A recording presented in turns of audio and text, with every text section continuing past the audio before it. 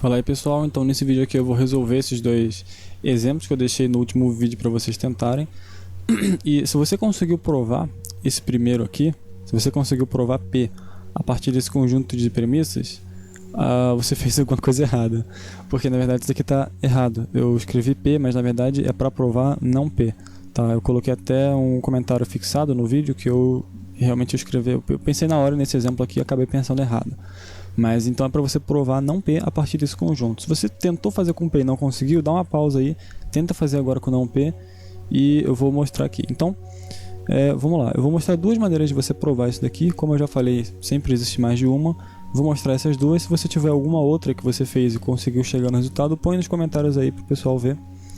E é isso daí. Então, a primeira maneira é a seguinte: a gente vai usar a regra da eliminação da conjunção aqui na premissa 1. A gente tem aqui uma conjunção e a gente vai tirar P e P implica em Q dessa primeira premissa, tá? Através da regra da eliminação da conjunção, beleza? Na premissa 4 a gente vai usar a mesma regra na mesma premissa e a gente vai obter o outro lado da conjunção, que é o não R. Você pode encontrar alguns autores também chamando isso daqui de conjunção, né? E um E depois, né? Tipo de conjunction elimination, eliminação da conjunção, tá? Então beleza, a gente obteve isso daqui.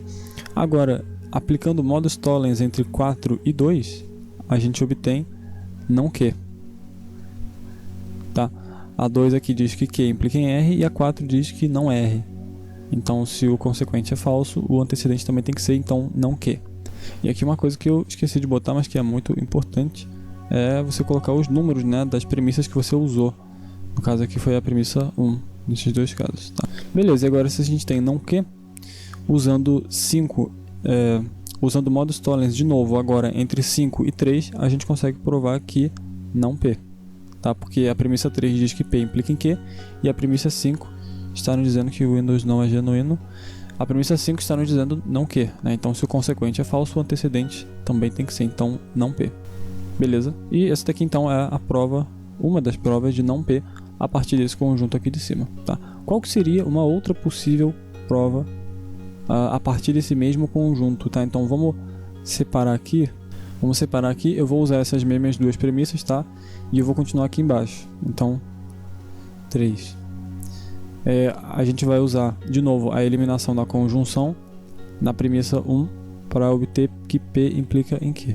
E agora, se a gente tem aqui que P implica em Q e pela premissa 2 Q implica em R, então por silogismo hipotético entre 3 e 2, a gente tem que P implica em R, beleza? Silogismo hipotético. Por quê? Porque 3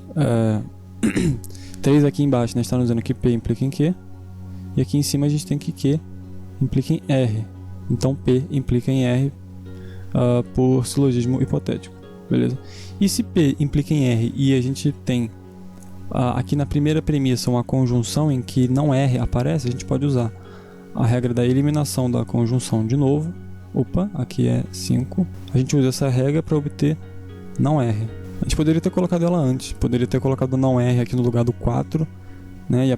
E essa premissa 4 aqui que foi derivada, a gente poderia colocar depois, não faz diferença aqui a ordem, tá? Mas se a gente tem que P implica em R e R é falso, né? Então por modus tollens entre 4 e 5 a gente obtém não P. Beleza? Então essas daí são as duas provas. Pode ser que exista mais alguma, mas eu não vou tratar aqui, beleza? Se você tiver aí uma prova diferente, põe nos comentários aí. E é isso daí. Então vamos para esse segundo exemplo aqui.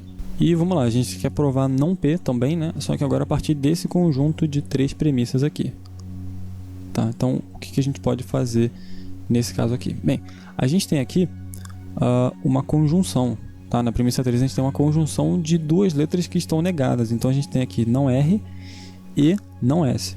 Se a gente aplicar a regra de De Morgan, né? Se você lembrar, a regra de De Morgan nos diz isso daqui, ó.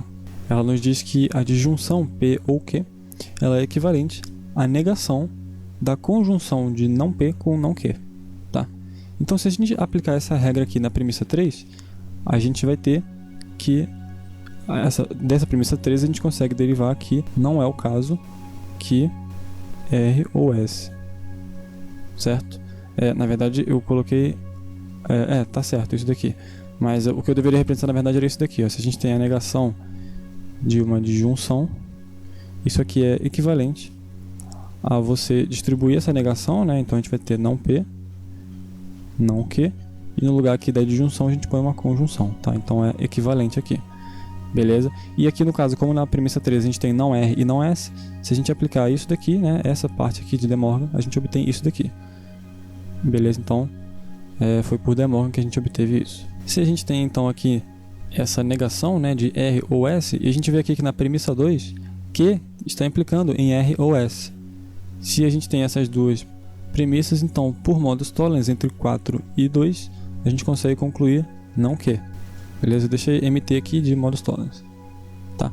A 2 está nos dizendo que Q implica em R ou S, e a 4 está nos dizendo que R ou S é falso. Então se o consequente é falso, o antecedente também tem que ser. Então Q é falso, beleza?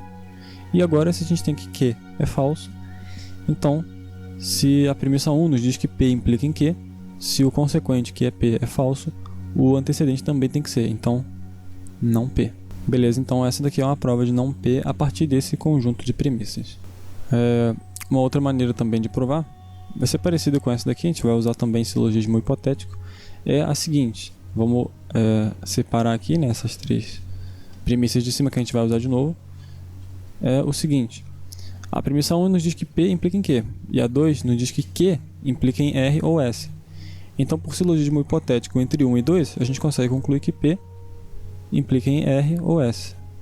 Beleza? 1 e 2, silogismo hipotético.